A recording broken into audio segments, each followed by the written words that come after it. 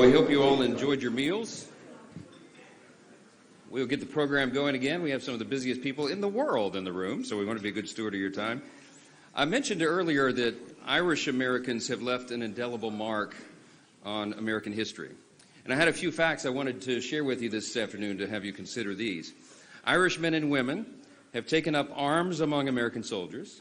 They've made unmatched contributions to music and literature and the arts, and they punch well above their weight in American government. Many Irish nationals played an essential role during the American Revolution. John Barry, for example, was an Irishman who received the first commission issued by the Continental Congress and is considered the father of our American Navy. He later became the first Navy captain to seize a British ship. We had three Irishmen who signed our Declaration of Independence: George Taylor, Matthew Thornton, and James Smith. One of the most recognized houses in the world was designed by James Hoban, an Irishman from County Kilkenny, when he designed our White House. And 23 of the 45 men who have served as United States President have Irish heritage, many of them proudly. And same for hundreds of congressmen and senators who have walked these hallowed halls. Today we celebrate their contributions and the truly special relationship among the United States and Ireland and the Irish people. So join me in a toast. Here I am again without a glass. I'm supposed to be toasting. I'm going to grab one. Thank you. A glass of water, no less. It works as well. And the toast is in, hold on, man, I am really messing this up. But we're all friends here. And I don't know where it went. All right, I'm just going to toast. It was a beautiful toast, trust me, it was great. To the United States, to Ireland, to this beautiful relationship, and to all who aspire to be Irish around the world. Cheers. Solange, that's right. That's what I'm supposed to say. I have the pleasure of introducing our own head of state here. This luncheon offers an opportunity for both Americans and the Irish to reflect on our past and on our future. In 1981, Senator Ted Kennedy and Senator Daniel Moynihan and Speaker of the House Tip O'Neill started this great tradition, the Congressional Friends of Ireland. They aim to celebrate their shared Irish heritage, deepen ties between our two nations, and promote peace and reconciliation in Northern Ireland. In 1983, the Friends of Ireland Luncheon was born when President Ronald Reagan, of course of proud Irish heritage, and the Taoiseach visited Capitol Hill to celebrate Irish heritage and St. Patrick's Day. This lunch was the embodiment of that, of charity and friendship across political differences, and it has led to real-world international diplomatic successes. Many historians credit the advocacy of the Friends of Ireland caucus as essential in the signing of the Good Friday Agreement. And we welcome continued efforts to promote and preserve this agreement and promises of a bright future for the Friends of Ireland. Last year, I hosted this luncheon alongside President Biden. Our political differences were on stark display. It was obvious. That's an understatement. But he was our incumbent Democratic president, and I was the Republican House Speaker. And still, we shared laughs at the table at this event. It was one of the rare moments of the year where we could do that. That's what this celebration is all about. We laid down our swords, and in the spirit of Tip O'Neill and Ronald Reagan, we broke bread together and celebrated what binds us all together rather than what divides us. This year is a little different, of course. The political dynamics on Capitol Hill are extraordinarily different. President Trump is back in the White House. Republicans control both chambers of Congress. Here in our form of government, we call that unified government. A year ago, people thought I was crazy for predicting that we would be here today, but we are. And we're facing a new dawn for America and our bilateral relationships. And I know that we can look forward to working together to promote and preserve our friendships. It's an important, informative time around the world to do that. So in keeping with the proud U.S.-Ireland tradition and the spirit of the Friends of Ireland Luncheon, it's my great privilege to present the 45th and 47th President of the United States, Donald J. Trump.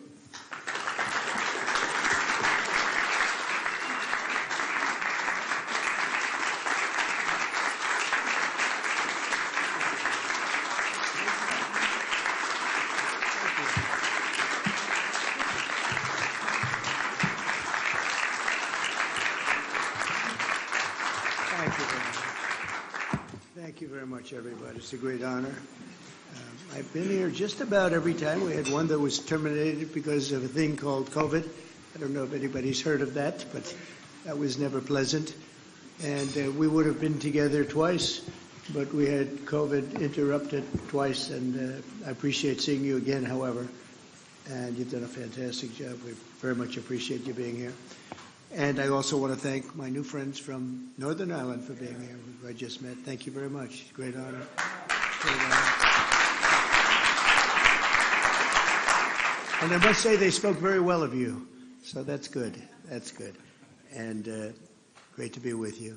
And thank you to Speaker Johnson, and thank you to all of the members of Congress who are here, quite a few, most of which are Irish, most of whom are Irish. And we welcome Taoiseach, and I love the name because Micheál, but it's Michael. I said, how many people call you Michael? It's exactly Michael. I said, he said, about 50%. I said, do you get upset when they do? He said, no, but I'm going to call you Micheál because that's the way it is. Martin, who has really been terrific. I've been with him quite a bit. I've spoken to him quite a bit, and we're going to have no problems. And his wife, Mary, we welcome you to America. Fantastic people. And it's really a wonderful annual tradition being here. We're also grateful to be joined by Irish Ambassador to the United States, Geraldine Byrne Nason. Where's Geraldine? Hi, Geraldine. Thank you very much. And the entire Irish delegation. And I know we're a little bit, everybody's a little bit late today, but that's okay because we're celebrating the Irish, and I think it's okay we're a little bit late. I also want to congratulate a friend of mine, Ed Walsh. He's a great golfer. He's a championship golfer, actually. Not quite as good as Rory, but that's okay. But he's right up there. He's won many club championships, and he's one of the best golfers you'll ever see. And congratulations, boy, you're going to have fun over there. He's going to be the ambassador to Ireland. So congratulations, Ed. Well, maybe it is thanks to me, but you're going to have a good time. You're going to represent us well. He can do most of his business on the golf course, too. That's so nice. But he's got the best job of anybody. And I really appreciate so many of my friends being here. So many great friends are here. This afternoon, we're gathered to celebrate the deep and abiding ties of history, family, and friendship that bind together Ireland and the United States of America. The Irish-American patriots have been part of our national history in our country's earliest days. Amazing history they have with our country. Irish-Americans fought heroically in our war for independence, served with honor in the crucible of the Civil War, and won fame and valor among Theodore Roosevelt's famous Rough Riders. They were Rough Riders. By some estimates, more than 2,000 Irish-American warriors have earned the Congressional Medal of Honor. This is an amazing statistic because who would ever think that's even possible? It's more than 50% of the medals of honor were won by the Irish. I'm going to have to check that. That sounds like, that's an awfully good statistic. We're going to have to check what's going on over there, huh? But that's an amazing statistic, actually, 50%.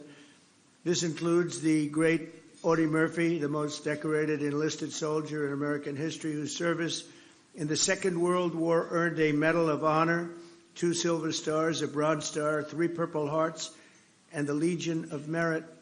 Quite a person. Became a movie actor. The movie actor stuff wasn't quite as good as the soldier that he did, but he was great. Became a very famous person, actually. America has truly been blessed by the courage and unstoppable spirit of the Irish. Over the generations, Americans of Irish ancestry have helped build our railroads and raise our cities and man our factories, enrich our culture with art and music and literature. We see that all over. And protect our communities by joining the proud tradition of Irish-American police officers and firefighters. And few have done more for the Stars and Stripes than the sons and daughters of the Emerald Isle. And I can tell you, I know your father was a great boxer, and they have a lot of good fighters. I know so many Irish fighters. They like to fight, and they're damn good at it, too. But his father was a great fighter, actually. So that means genetically I'm not going to mess around with you. You understand? I'm a believer in that. But as you know, on Monday, millions of Americans will celebrate St. Patrick's Day. We love St. Patrick's Day, maybe especially in New York. Hundreds of thousands of citizens decked in Irish green will parade through the streets of Chicago, Boston, Philadelphia, and of course New York, a sight that I've witnessed many, many times. In Manhattan, the people will stream up Fifth Avenue and march past the magnificent, I see it so much, and I love it, especially when you're looking down upon St. Patrick's Cathedral, because it's, to me, one of the most beautiful cathedrals in the world. And it's a monument not only to God, but also to the patron saint of Ireland, patron saint. It's really an extraordinary testament to the connection between our two countries that after more than 1,500 years, the shining legacy of St. Patrick still rouses city blocks half the world away. Think of that, and fills our people with incredible love and pride. We have a lot of pride in that cathedral. That cathedral is something, to me, so beautiful. I think maybe my favorite, they have larger, you know. It's very large, but they have larger, but I think it's truly one of the most beautiful. The Irish spirit is truly alive and thriving in America, and as we see today, the friendship between our nations is strong, and it's really unbreakable, and that includes all of you, you know. It's all of you. We love you all.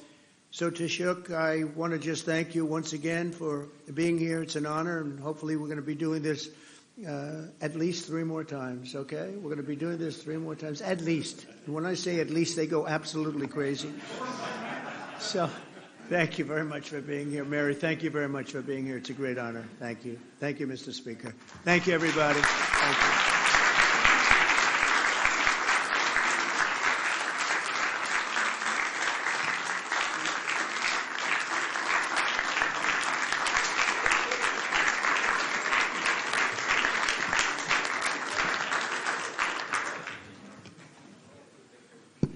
Thank you, Mr. President. Our next guest is not a stranger to this event. However, this is actually the first time we have the privilege of welcoming the Taoiseach Micheál Martin. I said that right. We were talking about that. So I'm Michael, too, but that's how we say it very plainly and boringly in the U.S., and it's the same name over there. It's Micheál. I like it a lot better. But we're welcoming him to the Friends of Ireland Luncheon in person as the new Taoiseach. And this is interesting because in 2021, it was mentioned earlier, this luncheon was virtual due to the ongoing COVID pandemic. And in 2022, the Taoiseach was in town and slated to attend, but he had a positive COVID diagnosis himself, and it forced him to deliver remarks virtually once again. So now, finally, we welcome him in person to this great event, and we're so excited to have you in the Capitol, my friend. I'll welcome you to the podium now, the Taoiseach Micheál Martin.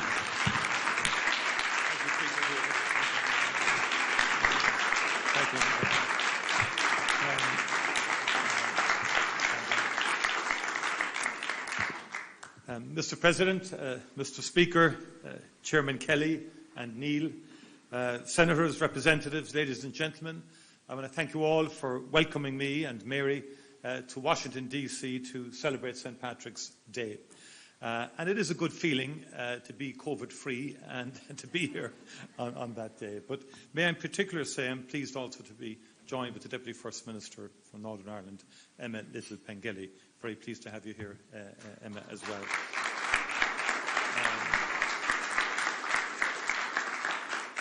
This is a cherished opportunity to break bread with our most steadfast friends. And as has been said, it's now more than 40 years since Speaker Tip O'Neill invited President Ronald Reagan to the Capitol for the first St. Patrick's Day lunch, and thus began a very proud tradition, which I am honoured to continue today in your esteemed company. President Trump, thank you for joining us today to mark our National Day. You were a great friend of Ireland. And by the way, all those statistics that you quoted are absolutely verifiably true. Okay. I also know, President, that there's one small corner in the west of Ireland, a beautiful and remote part called Doonbeg in County Clare, which holds a very special place in your heart. And we hope to welcome you back to our small island and indeed to these particular greens very soon. Speaker Johnson, once again, you have graciously gathered our dear friends in this august House to mark St. Patrick's Day. You too are a true friend of our nation. We thank you for your hospitality in what is a very busy week for you. For centuries now, America has been a place of welcome and opportunity for Irish people. Our nation's green has been threaded through the rich tapestry of the United States by almost 32 million Irish Americans. Their forebears left a very different Ireland to the one we know today. Many were fleeing the grinding poverty and terrible hunger which blighted Ireland in centuries past.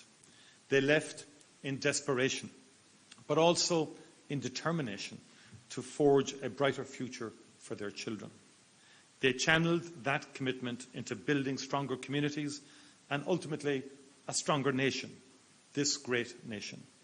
Many of their descendants are with us today, true friends of Ireland who continue to work tirelessly for a future of peace and prosperity on our island. Indeed, we need look no further than the co-chairs of the Friends of Ireland caucus. Our dear friends, Congressman Neil and Congressman Kelly's bold leadership and vision unites Irish American members from both sides of the aisle through the Congressional Friends of Ireland caucus. Throughout our troubles, the Friends of Ireland, Republican and Democrat alike, held fast to a vision of Ireland not marred by violence or terror. You worked unrelentingly to realise that fragile hope. You stood shoulder to shoulder with us, no matter how fierce the challenge, and there were many such challenges. And it is that same determination that together we must devote today to today's conflicts in the Ukraine and in the Middle East. And our shared history teaches us that peace, however elusive it may sometimes seem, is achievable. Its promise remains within our grasp. Mr. President, we are forever grateful for the United States' contribution to transforming our island, and we wish you well in the efforts that you are making to bring peace to the Ukraine and to the Middle East and further afield. We thank you for your leadership and indeed your ongoing friendship to Ireland. Thank you once again for joining us today. Thank you, Mr. Speaker, for your gracious hospitality, and thank you to our dearest friends in this room. A very happy St. Patrick's Day to you all. As we might say in Gaelic, go raibh míle maithagah agus banachtaí na éile pádraig oraibh go léir. Go raibh míle maithagah. Thank you very much indeed.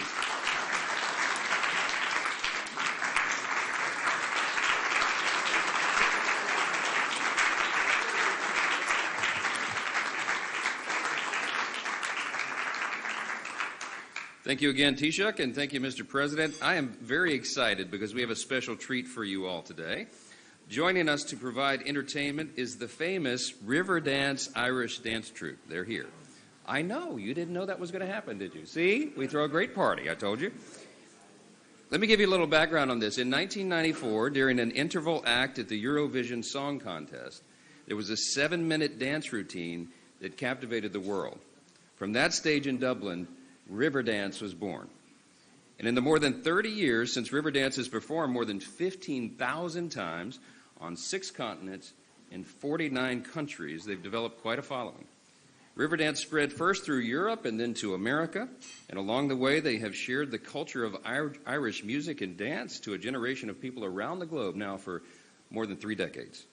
And while we're only receiving an abridged version of the very famous show today, Riverdance is performing here in Washington at the Kennedy Center through March 16th. The Kennedy Center was kind enough to lend these exceptional performers for us here for the afternoon. The stop in our nation's capital is the first of a 30-city nationwide tour, and we encourage all friends of Ireland and lovers of Irish culture to experience this incredible show. You are going to get a little taste of that right now. So please join me in welcoming these great friends of Ireland to the stage. Riverdance, y'all come on.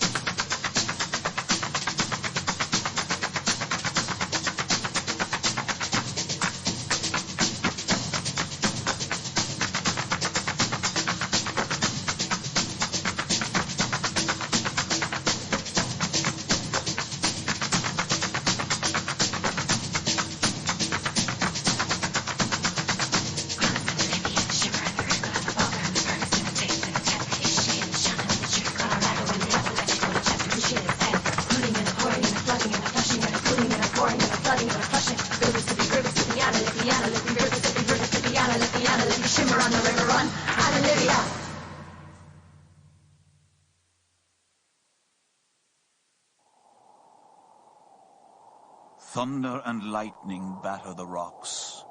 The winds howl and great storms break on the forest, scatter the herds like grain. Fire leaps from dark to dark, fear and anger leap to meet it. We will not go down. We will not be beaten down like grain.